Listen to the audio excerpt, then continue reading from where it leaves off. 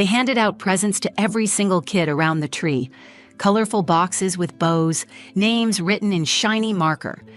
Laughter filled the room, the kind of warm chaos you'd expect on Christmas night.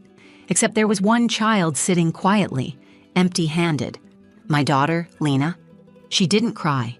She didn't speak. She just watched as her cousins tore through wrapping paper and screamed with joy. I sat next to her on the couch, stiff, my stomach twisted into a knot. I could feel the burn in my throat, trying to swallow it all down. I wanted to believe it was a mistake, that her name had been missed, that someone would laugh and say, "Oh, wait, we forgot Lena's." But then my brother, Trent, looked directly at me across the room and said loud enough for everyone to hear, "She's lucky we even invited her. She's not really family." The words hit harder than a slap.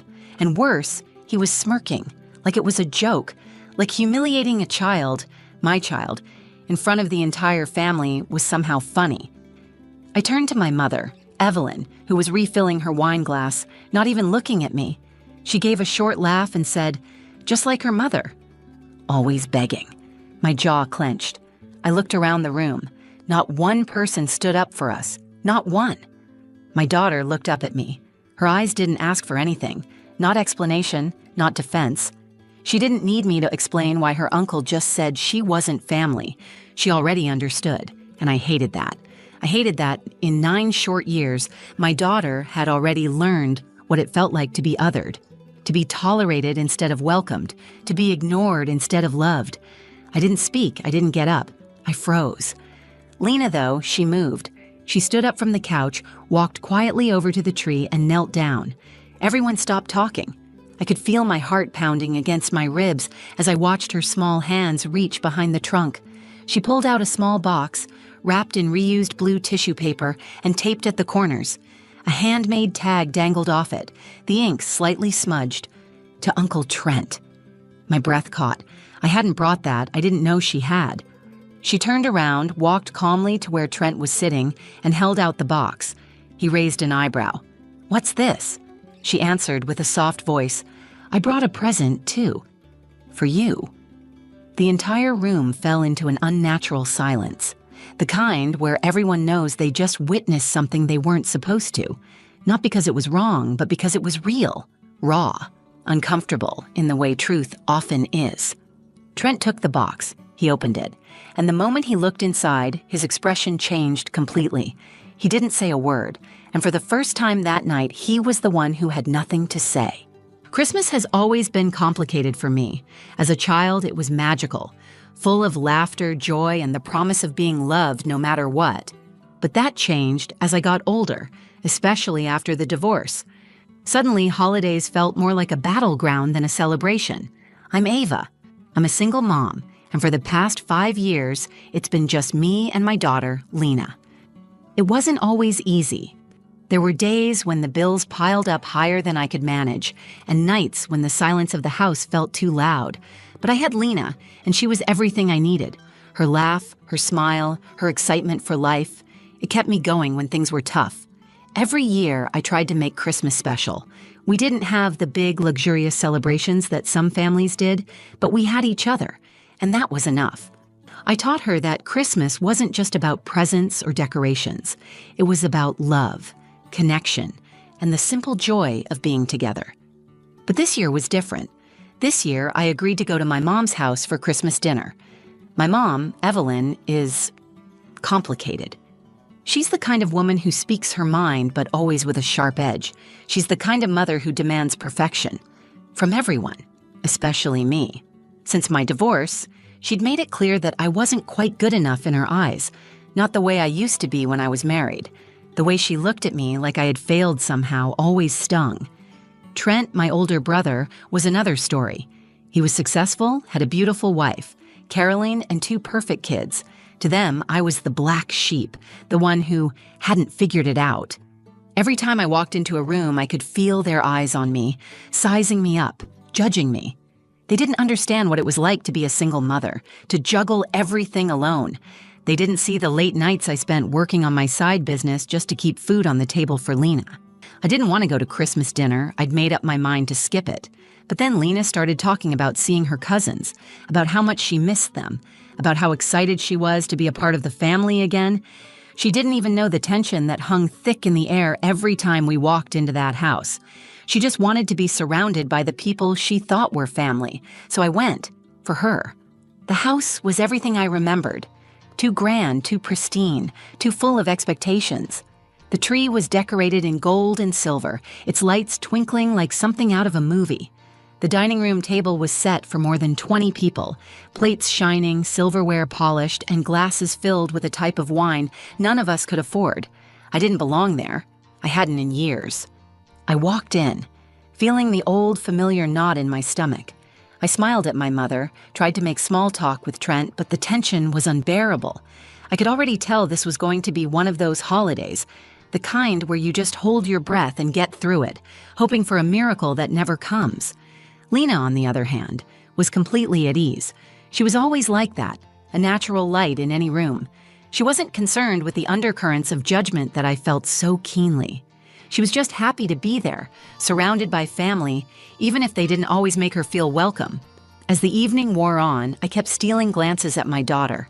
She was so grown up for her age, but still so tender. I couldn't help but feel protective of her, especially in a place like this. I didn't want her to feel the weight of the world the way I had. I didn't want her to know what it felt like to have someone question her worth just because she didn't fit into their narrow view of what family should be. Dinner passed in a blur. The conversation was surface level, polite but strained. My mom kept commenting on how beautiful everything was, as though the beauty of the house could mask the ugliness of the way they treated me. Trent made a few offhand remarks about my choices in life, and Caroline kept smiling that tight smile that always made my skin crawl. But then came the presents.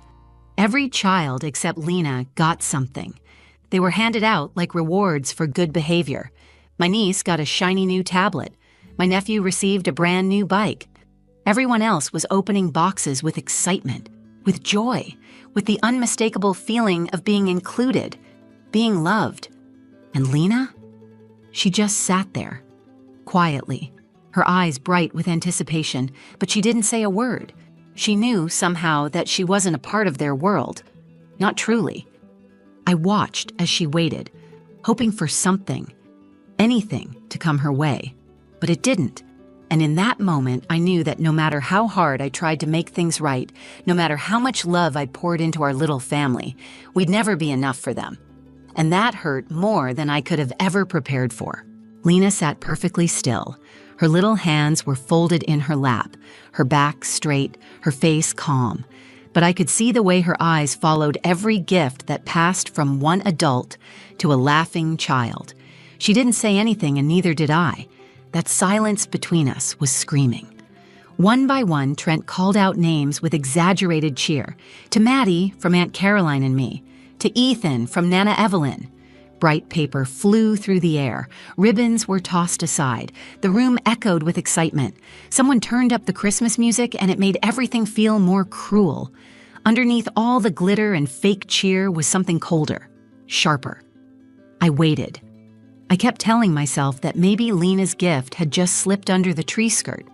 Maybe someone had forgotten to hand it to her. I even stood up and glanced toward the back of the tree, hoping, praying I would find something with her name on it. But there was nothing. Trent looked at me, then down at Lena. That was when he said it. She's lucky we even invited her. She's not really family. He said it like it was a fact, as if it had been decided long ago, like he had the right to define who belonged and who didn't. A few heads turned. Someone let out a nervous laugh, but no one said anything. Not Caroline, not my mother, not even the cousin's parents who had once asked me for favors when I was married and doing well. Then my mother, Evelyn, topped it off like it was some twisted cherry on a rotten sundae. Just like her mother, always begging. She laughed as she said it, shaking her head as though she were sharing a memory that amused her. I sat there, frozen. For a split second, I couldn't even feel my hands. I was humiliated, not just for myself, but for Lena. They hadn't just insulted me. They had erased her. They had made her invisible. I looked at Lena. Her face didn't change. She still had that soft, composed look. Her lips were pressed together gently, her eyes thoughtful. I wondered what she was thinking, what she was feeling. My stomach turned because I knew she was absorbing every second of it. This wasn't about a toy or a box wrapped in shiny paper. This was about being left out, being publicly rejected, being told without saying it directly that she didn't matter. I wanted to get up. I wanted to scream at them. I wanted to grab my daughter and walk out of that house and never look back. But I didn't move. I couldn't. Something inside me held me down. Maybe it was years of being talked over, laughed at, dismissed. Maybe it was the fear of what they'd say next if I made a scene. Maybe it was shame. I'd been raised to stay quiet in that house, to play nice, to avoid drama. And now I was choking on my silence. Lena didn't flinch. She didn't look at me for reassurance. Instead, she slowly stood up, brushed off her dress, and walked across the room to the tree. No one stopped her. No one asked her what she was doing. The music played and the adults pretended they didn't notice, but everyone was watching. She crouched near the base of the tree and reached behind one of the large boxes. Her small fingers tugged at something hidden deep in the branches. When she stood up, she was holding a small, lumpy package. It was wrapped in a piece of blue tissue paper, taped at the sides. It looked like something a child had put together with their allowance and their heart. A simple tag was taped to the top, to Uncle Trent. She walked toward him with quiet steps, holding the package in both hands. Trent looked confused. He sat up straighter and stared at the gift, then back at her. She stopped in front of him and held it out. "This is for you," she said softly. "I brought a present, too." The air changed. The room didn't move. For the first time all night, no one said a word. The laughter died. Even the music seemed to fade into the background. People turned in their seats, eyes widened. Caroline looked at Trent like she wasn't sure what to do. Trent reached out and took the package from her hands. He didn't say thank you. He didn't smile. He just held it like he didn't understand what it was. And for the first time all night, the weight in my chest began to shift. Lena had spoken, not with anger, not with tears, with action, with clarity. While the rest of us froze, she moved. Whatever was inside that package, I knew it mattered more than anything else in the room, and something told me it was about to change everything. Trent turned the package over in his hands like it was a foreign object. The tissue paper was wrinkled, thin in places, with corners unevenly taped. He peeled back the edges with a kind of detached curiosity, still wearing the smug expression he had worn all night. But then his face changed. He pulled out a small folded paper and a drawing done in crayon and pencil.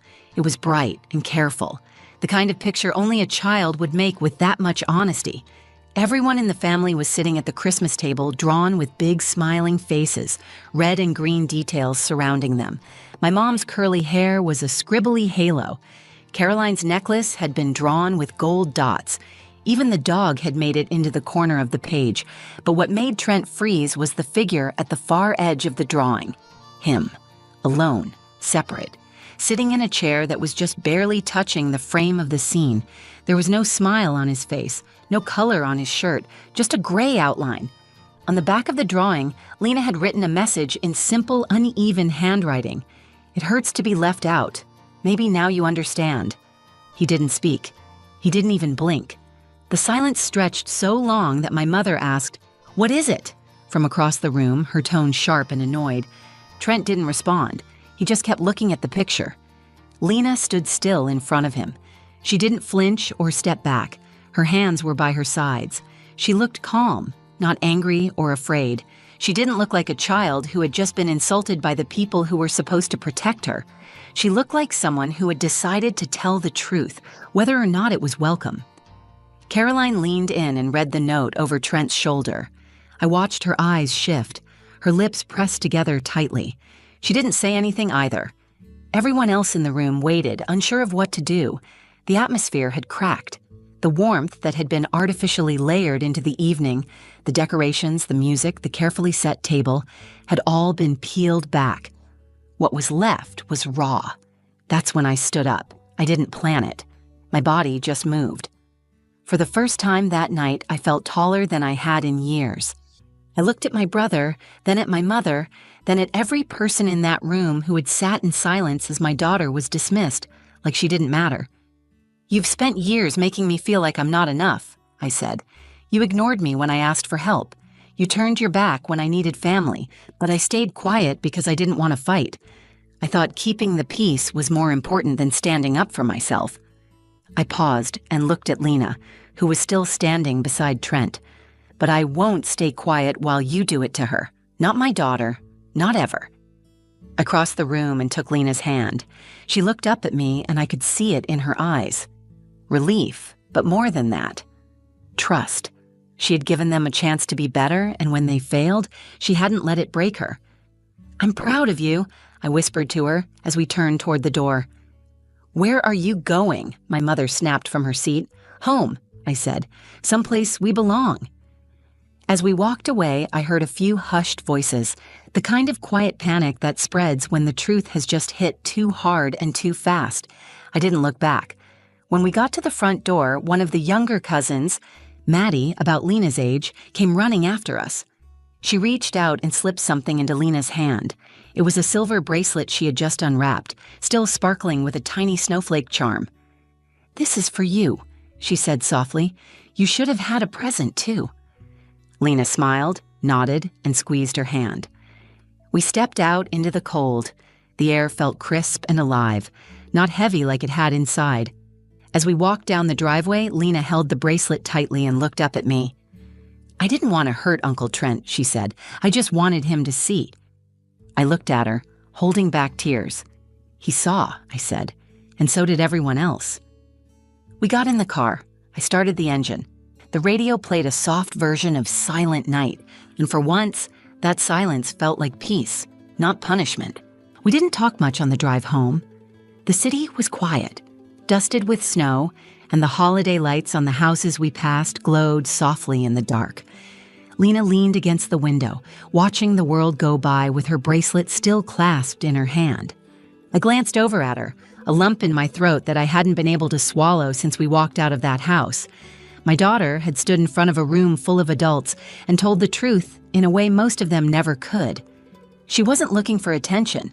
She wasn't trying to shame anyone. She had simply refused to let them erase her.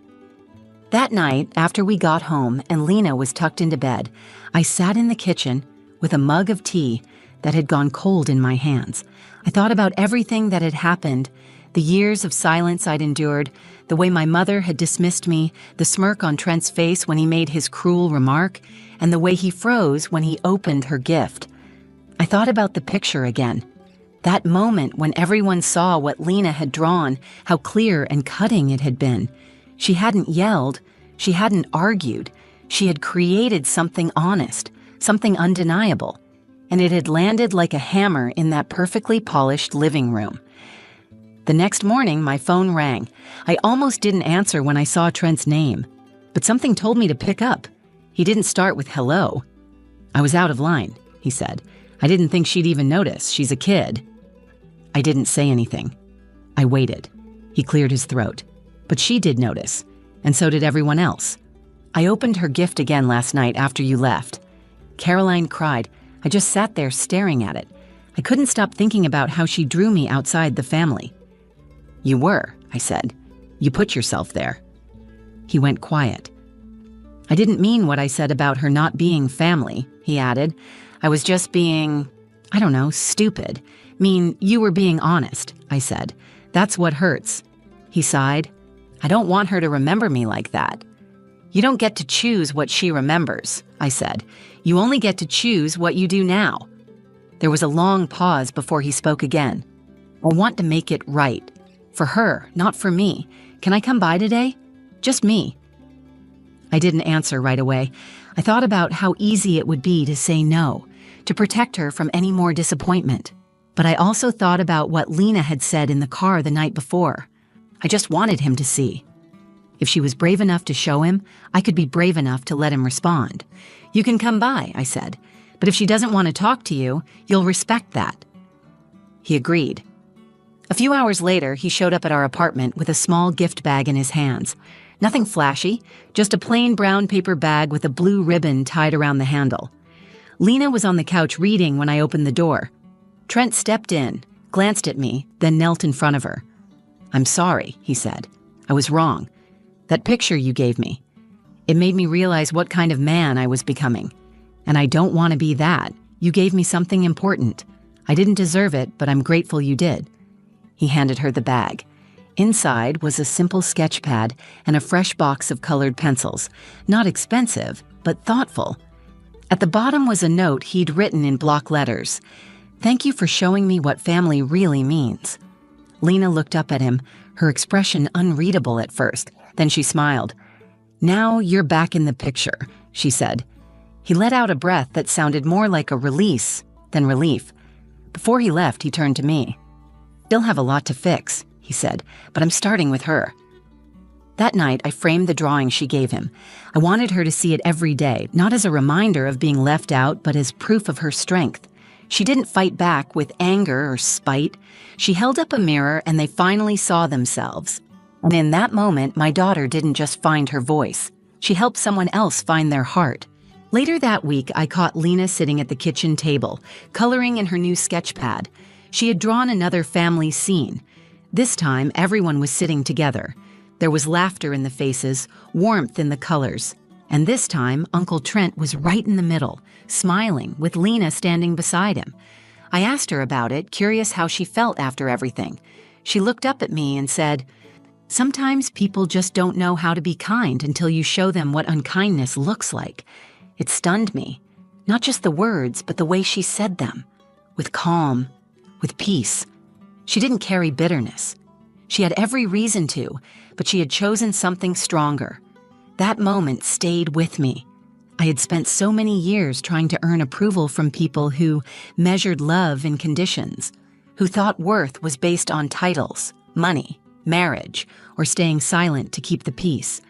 I'd worked so hard to keep Lena away from the rejection I had endured growing up, but in that house, on that night, it still found her. But she didn't crumble. She responded in the most honest way a child can. She told the truth, not with cruelty or defiance, but with heart.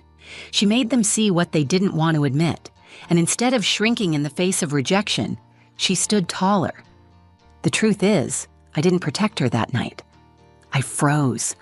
I had let my fear of conflict overpower my instinct to defend my daughter, and I've thought about that moment every day since. But Lena didn't wait for me to be strong. She was strong on her own. After that night, something changed in our family. Trent began reaching out. He invited us over for dinner one evening, just him and Caroline and their kids. No fanfare, no forced apologies. Just a quiet dinner where Lena was treated like she mattered. My mother, Evelyn, didn't change overnight.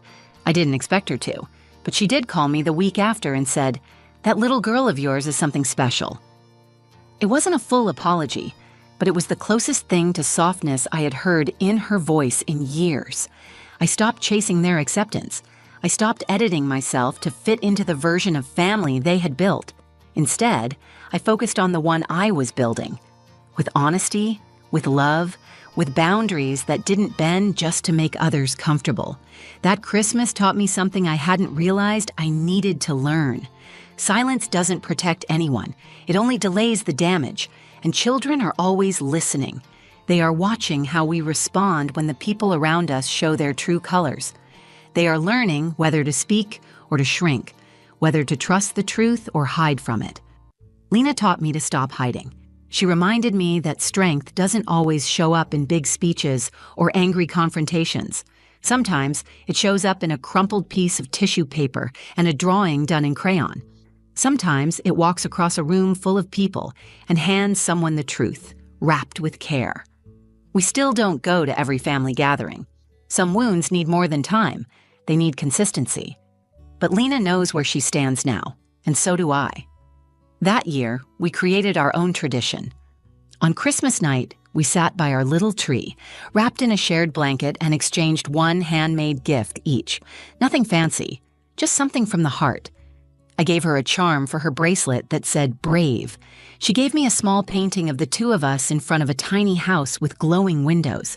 The caption at the bottom said, "Where love lives." I hung it on the wall above our kitchen table, and I made myself a promise.